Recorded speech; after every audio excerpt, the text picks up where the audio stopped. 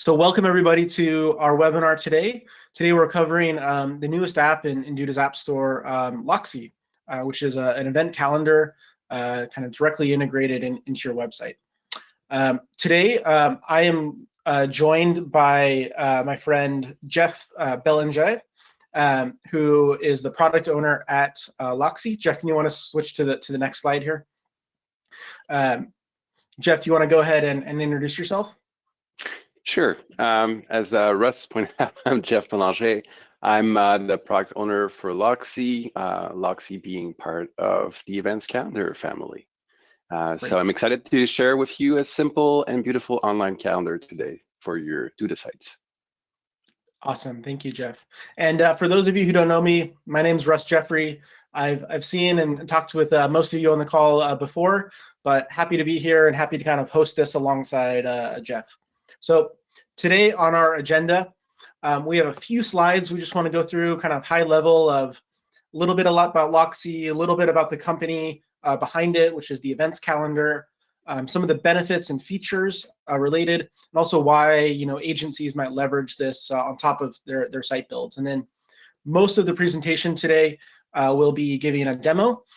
So Geoff will be giving us kind of a full demo of the integration, all of the features. If you guys have questions along the way, please feel free to ask them in the questions box. There are a few folks on the Duda side ready to either answer those questions in real time or bubble them up, and we'll ask them either during the presentation or during the demo, or at the end. We also will have time for Q&A as well at the end. So go ahead and place those in there, and we'll be able to get to those questions towards the end. Just a little bit of housekeeping here. We are recording this.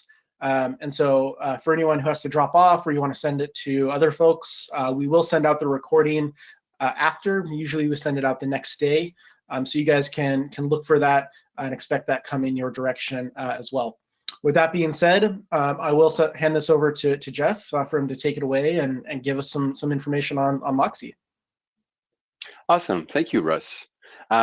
So to follow protocol and agenda, let's start with the beginning. So a bit about Loxi. So Loxi, as Russ pointed out, is part of the bigger the events calendar family. For those that don't know, the events calendar is the most popular event calendar plugin on WordPress. And we're talking about over 800K active installs for the whole events calendar family. So our goal, our mission, since Loxi was founded in 2018, is to leverage the events calendar expertise, because we know quite a bit about calendars at this point, and offer a premium online calendar that is easy to install, really easy to maintain, and also looks good right out of the gate. So our customers range, and which is going to be interesting for agencies, also all walks of life and all sorts of industries, education, whether it's universities or ISDs, fitness studios, gyms, yoga studios, health, industry, charity, shows, crafts, community, realty, churches, sports, and some nonprofits as well. So again, it's all about offering a simple calendar solution to all of these industries. Events calendar is also part of the bigger Liquid Web family, which means that location is Lansing, Michigan. So there we go. So let's talk about Loxi a little bit. So why should you use Loxi, the Loxi app, with your Duda site? Well, the biggest reason is that it allows you to build a wonderful and perfect calendar in just minutes. It's really, really fast. It's simple. It's a native Duda app, which means you could do everything without ever leaving your Duda site, which is super awesome. It's easy to use. You could, as I said, create, manage, and promote your events with a super intuitive UI. You don't have to take my word for it. I'm going to show you in a few minutes. It's also supports virtual events, so you could display live stream links, embed videos, and redirect to your registration forms. Also, the biggest thing that most people bump into when they're first starting out their calendars is like, it's great if you want to manually populate and create one event at a time, but that's a bit time consuming for most, including the fact that some of I guess customers might have already their own process. Typically, it involves either Outlook or Google Calendar. And this is why we have an option to auto add events using feeds. So they could be a one-time thing, or it could be scheduled. It could be a CSV file as well, if that works for your respective clients. Also, it looks great. It's really simple. It was built with design forward thinking. So it's all about the fact that it looks good, even if you don't customize it at all, which you can, by the way, which is the next point. Nice segue. So you could tweak colors to match your website and the brand of your client. So, so what are the benefits for the Duda agencies? Well, I can't stress that enough. It's really quick to set up. It's customizable. It's beautiful out of the box. Really important is responsive to the viewing device. So of course, as is the Duda site, it's going to look great on desktop. It's going to look good on tablets and phones.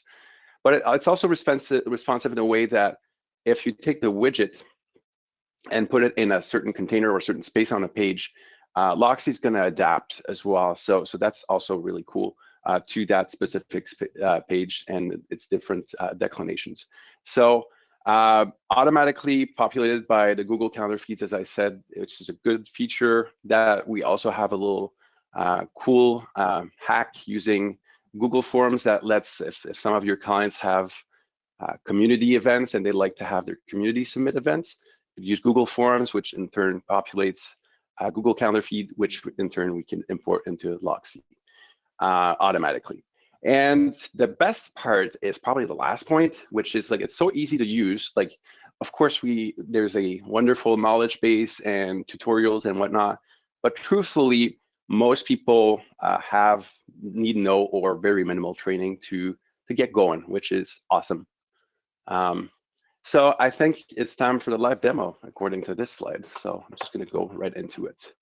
I'm going to exit out of this and go right here. So before this presentation, in order to save everybody some time, I went ahead and added the app. You could do that from the App Store. It's important to note that there's a free 30-day all features trial. So you could just really give, kick the tires and take this for a test drive to get a sense of how that would work for you or your customers. And afterwards, it's a monthly app for $8 a month. So I went ahead and I created that calendar. So once you install it, all of the calendar management is going to be happening from straight from your app. Of course, it's in every good presentation. Sometimes it takes a bit longer. Here we go. So that's my, I'm a developer testing, apparently. I created a bunch of events here. I'm gonna also create one live just to show you how simple it is. But when you first install your calendar, my recommendation is you might want to take a quick peek just for to familiarize yourself with the calendar settings, which are located here. And most importantly, what you'll want to do is you'll want to adjust the time zone to whatever is your client's main time zone. By default, it's UTC 0, which is London, and that's great. However, I mean, it's great if you're in London or your client is, but most people are not. So what does this setting do is, like, every time you create an event, it's going to default to Los Angeles. Or sometimes if you have like a calendar that covers a broader, I guess, scope, so you have events a bit everywhere in the world, you might want to turn on this option, which is going to just use the venue's time zone, if any. So I just would recommend that you just take a quick glance at here. You don't have to adjust much else aside from the time zone and maybe the date and time format. It's just to get a sense of what the possibilities are moving forward, and you can come back later as you create a few events, but definitely please adjust the time zone setting. It's such a lifesaver to get started. So that's it. So I'm gonna go ahead and do what I promised I would do, which is create an event. So to show you, so I'm gonna call it Awesome Webinar. event. Here we go, and it's going to happen today. And let's say it's going to be at a bit later. You could add an image. You could write some text here. And there are a bunch of other options here. You can mark it as an online event, which is super cool. We'll see that in a minute in a existing example, but that allows you to put a link to whatever your live stream is. This option is also super cool. Sometimes you want to display the event in your calendar feed, but when people actually click on the link to see what the details are, you want them, instead of seeing the details on your site, you might want to redirect them to an external website, in which case this is exactly what this does. So if you put something here, it's going to redirect people straight to that URL. Anyway, so the process is you put a title, put a date and time, some text, click next, and technically you're good to go. You could just publish the event right there. And it also gives you some positive feedback, like such as a high five. So the event is live, and I could show you on the calendar if I could just click on the right thing. So you should see here, it's an awesome webinar event right there that was created. Of course, it's a bit bare bones right now, to be fair, but you can then go back in it and just adjust, add some more text, maybe add an image, you know, style it a little. Maybe you want to turn it bold here. Maybe you want to have a little list. I mean, most of you are familiar with these settings. They're pretty basic, like the average and very standard that you'd expect out of a text editor interface. What's really cool, I don't know if you picked up on this, but as you're writing and tweaking things, it shows you exactly what that's going to look like, what your tweaks are going to look like. And even better, normally you should be able to have a sense of what the event is going to look like on the different devices by clicking these things right here, which is super cool. The other thing that I have not touched base in that super quick creation of events is you're also able to assign organizer to this event. So I created a bunch of them. I use Ron Swanson. I'm a big fan. So Ron Swanson, you know, is right here. But if you preferred, there's nothing stopping you from just creating a brand new one right there, which means like you're going to put either the name or organization, title, email, all of the name and organization name. Either one of those are mandatory, but the rest is completely optional. And you can even add a cute picture there. What's cool is if you create an organizer as part of the flow, it's then that organizer will be available for other events, which is super sweet. Same for venue. You could add a new venue, and when you do, it helps you with the address and everything. You could put the location and image. You could also display the country, but I just already created one just to be mindful of time.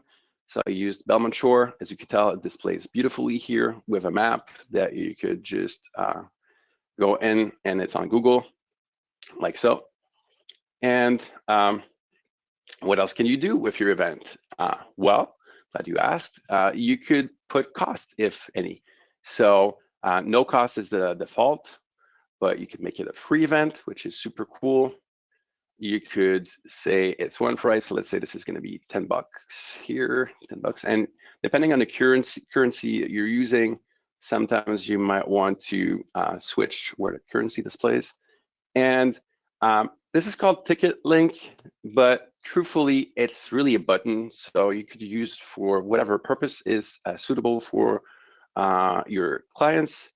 So it's just gonna create a button like so that you can see here. And when you click on it, of course, this is gonna bring you to google.com. So, or it could say maybe more buy now or whatever is convenient, or whatever call to action seems relevant for that specific event. Moving forward, what else is there in there? You could add RSVP. So what is RSVP, you ask? It's basically letting people let you know, to give them a chance to let you know whether or not they are going to attend your event, which is great because then that provides you with a list that you could then go to. So I'm going to just sign up for that awesome event. And my name is Geoff, last I checked, and I'm going to use my email address and I'm going to submit here. So I just did RSVP to my own event, which is always a good thing to do to go to your event. Here, what's really cool here is you are able to establish when you want the RSVP button to display, to start displaying. So sometimes let's say you don't want that to happen, let's say before a week to the event or something, so that you could do that right here. Right now, it's just going to display at the time that was there. Next up is conditional content, which is really cool. Sometimes you want stuff to only show after people are RSVP'd, in which case you should select this option. So this is just gonna some more content, and you can see it displays at the top here. And again, using all the standard tools that you're used to. So, or if you prefer, it could be time-based after RSVP. So it could be, I don't know, a day after the RSVP or maybe a day before the event. So this is conditional content for you. Moving forward, you could also add a category to your, in this case, I selected a few. You could feel free to add your own. So a new category here. So what are categories used for? Categories are used for, simply put, whenever you're looking at the whole calendar, which we'll do in a minute, you're able to, sometimes it gets a bit overwhelming, especially if there are a lot of events happening. So when you're looking at the calendar, you're able to filter the calendar by specific categories. Better yet, you are able to say, okay, you know what? I have a yoga page on my website, and I want to, on that page, just embed a calendar version that has only the yoga events. You'll be able to filter by that category or for a specific venue, for example. So anyway, I just added a new category there. Coming up next, what do we have here? We have the repeat event, which does not work with the RSVP, so I'm going to disable this really quickly. So the repeat event, you could basically say, so what's that useful for is, let's say you have an ongoing class, for example, for your customer. They have, I don't know, a meetup or a class every Tuesday at 7. They would say, okay, let's repeat that event weekly, and maybe it's for four times. So maybe I'm just going to say, you know what, I'm going to go 4 times here, which is fine. And so that's going to do exactly that. It's going to create that event 4 times weekly on exactly the same day, which is Thursday. What's super cool about that, it's going to create, so if you put it to it never ends, it's actually going to create 2 years worth, and every day it's going to create another one, so that's always 2 weeks moving forward. Let's say you created repeating events and you want to make sure that perhaps there's Christmas or the 4th of July, you're closed, whatever it is. You could add exclusions here, which literally mean, okay, this event will not happen on that specific date. So even though it's repeating on that date, it's just not going to show up on your calendar. So repeating events are pretty flexible. You could have them daily, as I just said. You could have them weekly, of course, and monthly, which is super cool as well. So it could be day 4 or, you know, whatever date you have, or yearly. So that's for repeating events. So let's go back here. Last but not least, for publishing events, you could publish it immediately.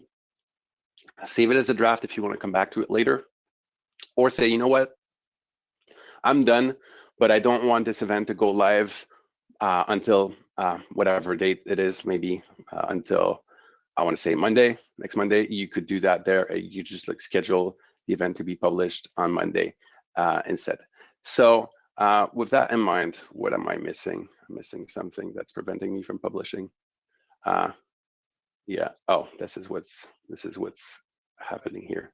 Okay, cool. So anyway, once you publish, you can just hit that button and it's gonna update whatever you did. So that's I went a bit fast and I apologize. Maybe you could watch the rerun of this episode and pause me every 2 seconds.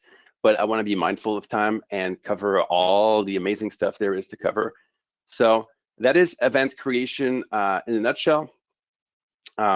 So let's move on to the next step, which is, again, the process would be that you populate your calendar either manually, like I just did, or simply submit your Google feeds for your calendar or your CSV file, whatever works for you. But you want to do that before you add the widget, which makes a ton of sense. So coming up next, if you prefer to create organizers outside of the event creation process, you are certainly welcome to do so. And we have a UI just for that, so which is very reminiscent of what you saw earlier. So you could first name, last name, organization, so on and so forth, and you just create your organizer. If you don't like the word organizer, we got your back. You could just change it for whatever else that works for you. So maybe it's going to be hosts. Actually, this is singular and plural. And so moving forward, these are going to be hosts or whatever word works for you. So you could create those and manage, including delete your organizers here from that specific UI. Coming up next, same type of UI, but for venues. Again, maybe venues doesn't work for you. So maybe that's going to be, I don't know, location or whatever seems relevant. So that's, in a nutshell, that's the most important part about how to manage and create your calendar. I want to talk about the calendar itself a bit, and then I'm gonna go to the fun stuff, which is how do you bring that beautiful calendar into your Duda site and maybe tweak some of how it looks and whatnot. So with that in mind, so that's the calendar. It features, you can search events. So let's say I'm looking for a virtual event. I could just type in virtual, and normally it should return only virtual events here, or whatever keyword is works for you. And then I talked about that. We have a location filter. So if I want to have just the events that are at the Belmont Shore, I could do that here. I could, same for categories. If I want just to see the yoga ones, there's just one of them, and so on and so forth. So that works fairly. It's pretty straightforward. So we have the list view. This section here only shows when you're logged in as an admin. Of course, it's just to give you a sense of what's scheduled, what's published, and what's draft. Website visitors never see this. So that's the list view. As you can tell, I have an example of a recurring event, and the way you know I'm not lying is because it's showing up here as well. So it's the same event. I have an example of a virtual event. I want to show you that to you quickly to get a sense of, sorry, I click on the wrong, I open things in tabs. Here we go, that's the virtual event. So one thing you'll notice, it has this live stream icon right here, and a button to register, and more importantly, a link to go to the event. Just a quick note about this, if you don't want to use the live stream section here, the link, you don't have to. It's just like, it shows like this. If some people prefer using the button for the live stream, some people prefer to put the live stream link within the description, whatever works for you. So it's just like, the tools are there for you to adjust to your process. I mean, don't get hung up on what it's supposed to do. Just make it your own, please. We like you to do that. Ticketed event, of course, we talked about that. This one is $25. And quick note about that, Loxi itself does not provide, I guess, transactional capabilities, but it allows you to link to whatever else you have. So let's say you're using Eventbrite, or using maybe some e-commerce on your website. So the way this works is you create the event, of course, you put in the description, the price, and what you might want to do is just like say, okay, this links back to let's say Eventbrite or whatever you're using. So there's no actual tickets in Loxi itself. That's important to notice. But we do offer you the ability to link to another page or wherever else your tickets are living. We have all-day events. I didn't talk about that. So as the name suggests, they last all day, so they're not tied to a specific schedule. The other thing that's cool to know here is, it's very subtle, but you can have different events with different time zones, which is super sweet. RSVP, we kind of talked about that a bit earlier, so I'm just gonna go ahead and register to this event too. So I'm still Geoff, last I checked, and I'm still at the events calendar. Oh, great. See, it's Geoff proof. Because even if you click elsewhere, and now it says I'm going, which is fantastic. Speaking of which, there's a menu I didn't talk about here, which is this one here. It's the RSVP menu. So normally what that does, it shows you who RSVP'd to your events. And so the upcoming ones and the previous ones. So if I go here, I'm going to see, again, sorry, apologize for the speed. Yeah, I'm going to see that Geoff, this awesome guy, registered to my event. And so what you might want to do with the list of attendees that register is just export it as a CSV so that you could use whatever you use, MailChimp, Constant Contact, and just follow up with these people. But it's it's in its early stages. We're going to build on it. We're constantly adding features, but the goal is to provide you for a way to capture interest to your events that you could easily transport to whatever tools you are using. So back to the calendar, this button here. Oh, I just talked about that earlier. Let's say you don't want people to just see the actual event, but be redirected elsewhere. I'm just going to do that. So when you click on this, oh, somehow it does. Oh, I know why. So that's important. So there are two states. When you are logged in as an admin, like you are from the Duda site, some of the behaviors are going to be slightly different than when you see it as a customer, which I'm going to show you. That's the last thing I'm going to show you. So what happens for customers? So normally, if I was a customer or just a website visitor, when I clicked on this, it would redirect me to, I think it was Facebook for this one. So that's for the calendar. This is the list view, but we also have the month view, which is really simple. As you can tell, when there's multiple days, it shows like this.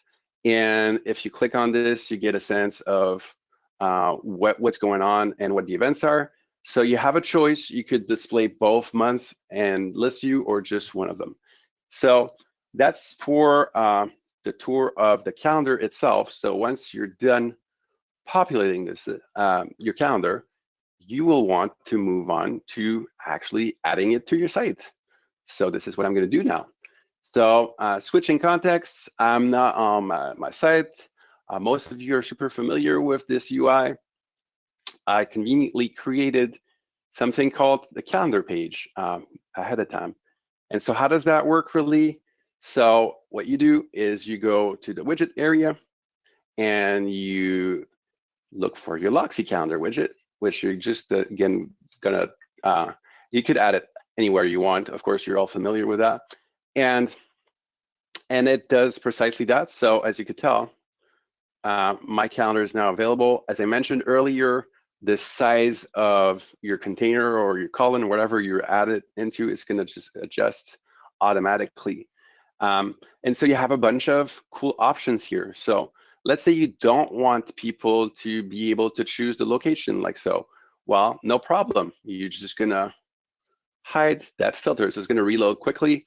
And now you're gonna see you can only search events and filter by category. So that's pretty sweet. So you have this option both for the venue filter and for the category filter.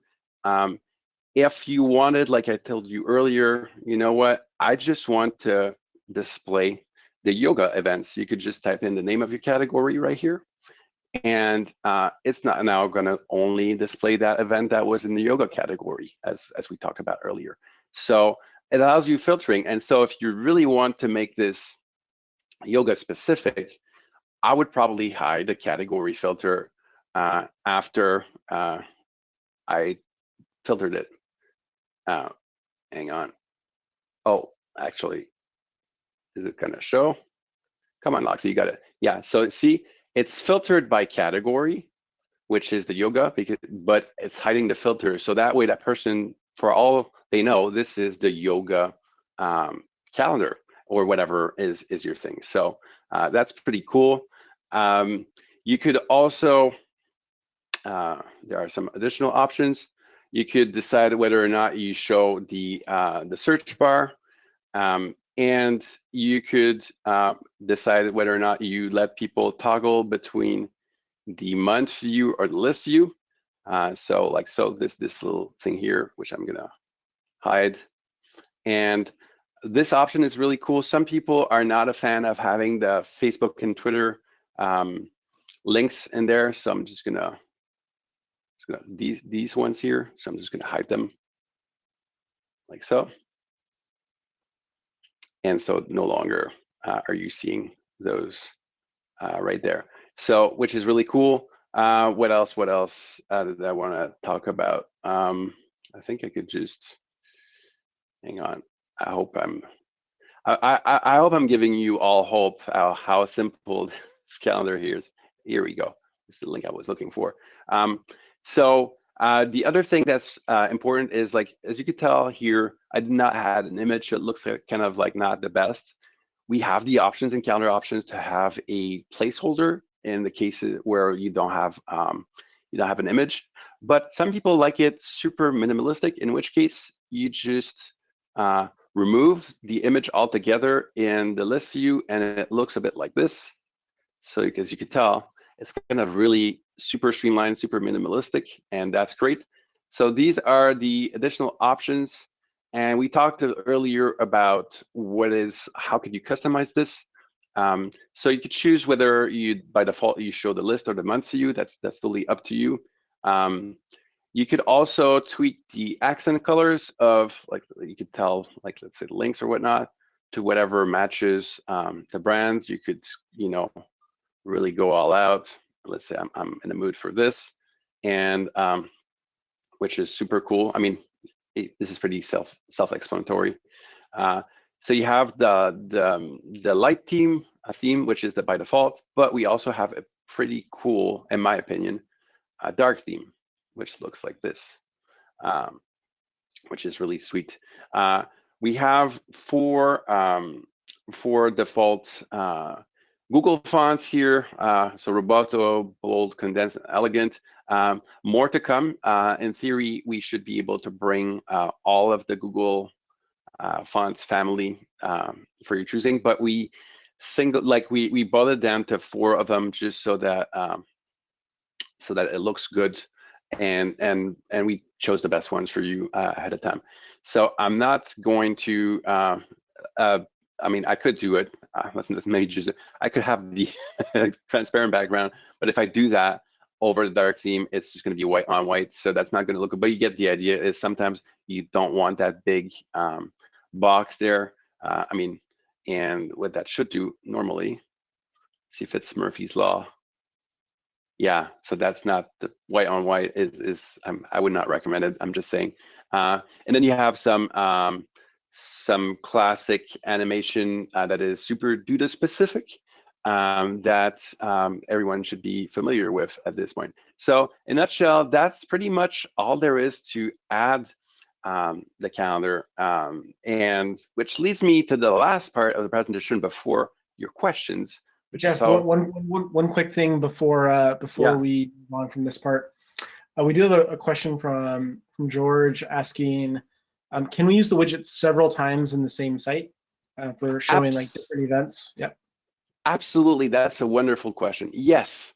So I forgot to I mean, thank you, George.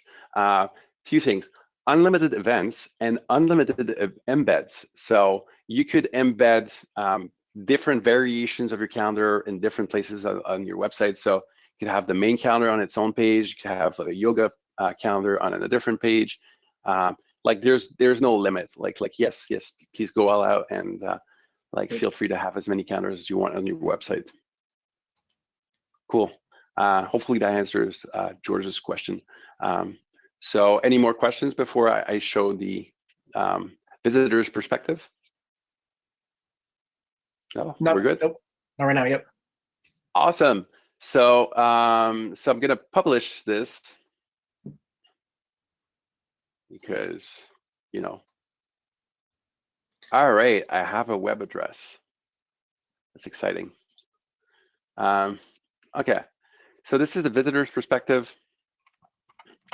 As I was saying earlier, I mean, I'm no designer, as obviously no one would put the dark theme here, but this is pretty much like a accurate representation of the options I chose here, including the fact that I chose earlier to not show the list or calendar view as such. So I kind of like that because maybe I'm old-fashioned, so I'm just going to republish and refresh.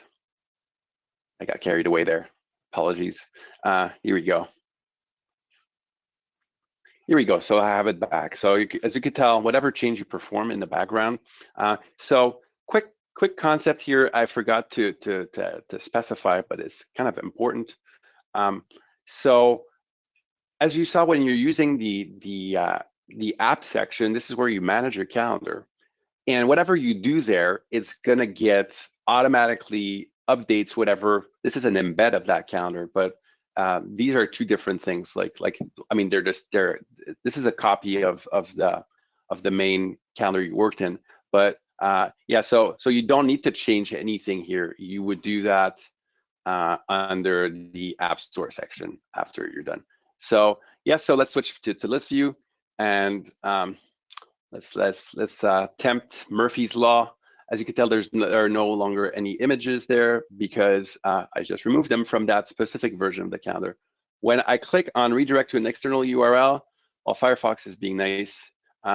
So it's gonna bring me to Facebook because this is what I asked for, or whatever site is instead of, let's say I click on RSVP and I'm seeing the details of the RSVP event. So this is one of the things that we talked about earlier that I didn't get a chance to demo because I was not the visitor. So same for videos. When you're embedding a video, you're just gonna punch in your YouTube link, and then when you do, it's not gonna show anything for you as an admin, but the visitors are gonna see the YouTube video.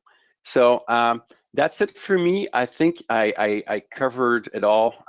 Of course, this is gonna automatically, as we saw earlier, adjust to whatever screen resolution or device you have. So take it away, Russ. It's now yours unless you have questions.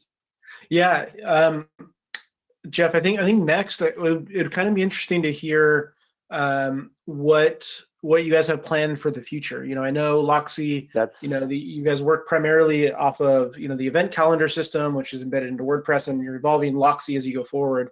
So just be interested to hear kind of what these future plans are for you guys.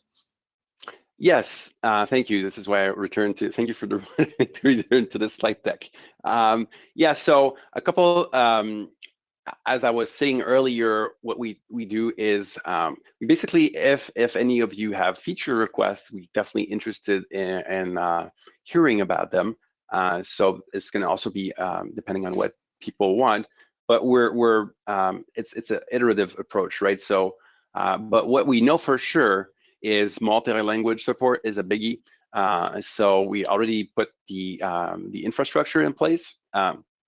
So providing multi-language support so that some of the labels there show in your customers or clients' language, and some enhanced RSVP options, such as like, okay, when someone RSVPs, maybe it will be cool if the organizer receives a notification, or maybe it's cool to RSVP, but I want to cap it at 50 people for that event. So these will be coming soon. The other thing is Loxi offers a valet service for the import. meaning you just submit whatever feeds you want us to schedule or do a one-time import, and we do it for you free of charge, no commitment. But we want to bring the power back to the people, and so there will be an UI for that. So this is all that is officially on the roadmap so far. But again, it's going to be depending on what you all are requesting. So we're listening. Oh, that looks so much better. I didn't realize that presentation fail. Yeah, doesn't that look much better? I forgot about that animation. There you go. I hope I won't forget this time. There you go. You won't get me twice. Slide deck. Yeah, as a recap, we have a 30-day free trial you can kick the tires and get a sense of how you like it. And after that, it's a monthly $8 a month only, which is great. Offers the features that we saw together: virtual events, repeating events, RSVP, importing and auto adding events, search filters, unlimited events, unlimited embeds, including the filtered versions. So I think we're at the Q&A stage. Let's do it. We got several questions to get through here, Geoff. So let's jump right in. Okay, I'm ready. Bring them on. The first one is being asked is, can we edit the header of the calendar? So I think this is talking about any above the list or above the calendar view itself. Kind of what editing options do we have, or what design options do we have to kind of control that? Okay, let me just circle back here. You're talking about this section, I'm guessing? I believe so, yes. I believe that's what the question is, yeah. No, the answer for now is no. There's no editing possibilities, but this would be a great feature request. What you can do for now, the only thing you can control in that section is whether or not you want to display the list or the month, or Sure. just hide that toggle. But that's is what you see is what you get for now, unfortunately. So hopefully that answers the question. But if they have something specific in mind, we'd be interested in hearing about it. Yep. Great. So another question here from Rubens asking, so if an event is created on Loxi, it can be integrated into a Google Calendar. Can an event created in a Google Calendar also be integrated back into Loxi? So is it kind of like bi-directional? Can I create an event in Loxi, and does that update in Google? Or can I create it in Google and does it come back to Loxi as well? Right. So it's actually one direction only. It's from Google to Loxi. So right now the way this works is think of Loxi as a hub. So the way this works is let's say your customers or your clients, they're used to just handling their events in Google Calendar for whatever reason. We could auto add and sync what they're doing there, and so it displays in Loxi. But if you change stuff in Loxi, it's not going to push it back to Google Calendar. So like Loxi is kind of the final destination, if you would. So it's one direction. What you can do, however, is if you're going in any of those events, let's say this one, here we go, is you could, where is it? I'm not seeing it at the specific, yeah, there you go. You could export that event. So as a visitor, of the site, I could add that event to my calendar, which is super convenient. But once it's in Loxi, it doesn't talk back to Google. Like it will import and sync to whatever Google says, but it doesn't push to Google. So that's an important distinction. That's a great question. Nope. Great. Next question here is from Shane. He's asking, can you upload photo galleries to events? Not at the moment. Right now, we're limited to one featured image per event, but that would be a wonderful, I love that feature. That would be like awesome, like seriously awesome. Great. Cool. So next question here is from Steve. He's asking, can we put a next event list on the home page, like a feed of the events kind of upcoming? Yes, that's a great question. So this is kind of what the list view is by default. As you could tell, by default, the list view is, I mean, it doesn't start on March 1st for a couple of reasons, like because we're now at the 4th. So tomorrow, if you look at the same view, it's going to start on March 5th and so on and so forth. So, and moreover, what's really cool, I'm just going to go here real quick. What's really cool is you could decide by default using the calendar options. This is a good use of the calendar options. There's an option here, which I'm going to get to in a quick second, eventually. You could decide how many number of events you want to show on the list view. So if you want an upcoming event widget or section of your homepage, you can. I would suggest using the list view. You might want to just disable for that specific purpose the month view and the view switcher. And you could either limit it here, or as I talked about earlier, you could just resize the widget until it shows the amount of events you are interested in, and that's going to be the end of it. You might scroll that section, but yeah, it's fully feasible, and it's one of the most common use cases. Great question. Great. Cool.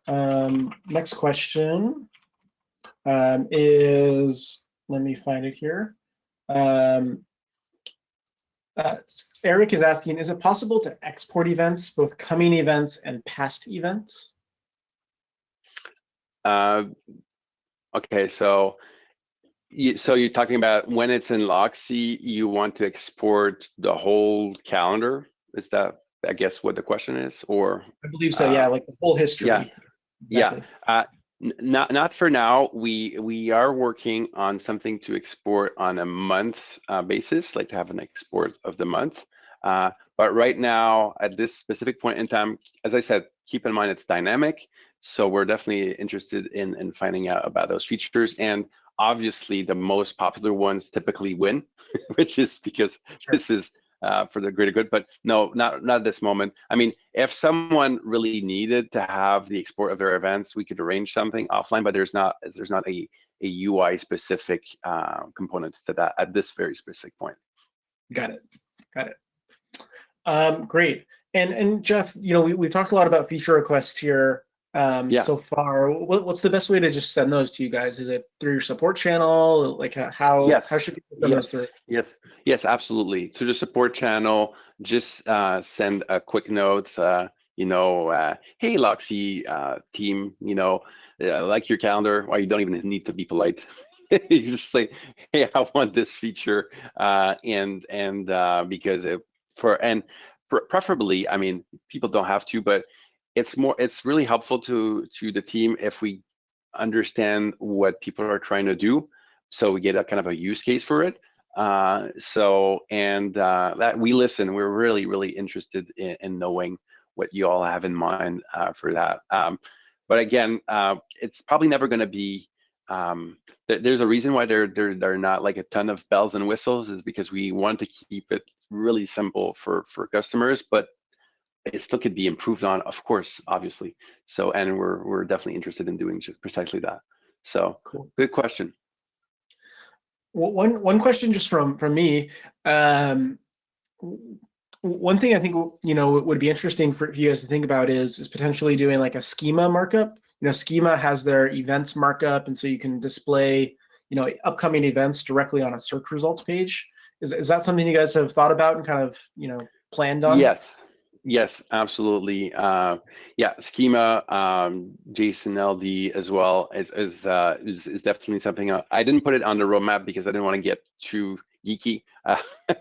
But yes, this is a conversation. I know you had asked for it, and I informed the team that this was on Russ's wish list. So I mean, Absolutely. There you go. I put in a good word for you.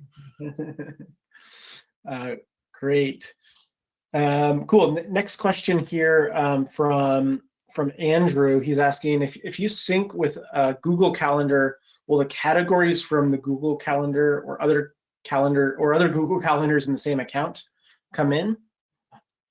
So that's a good question.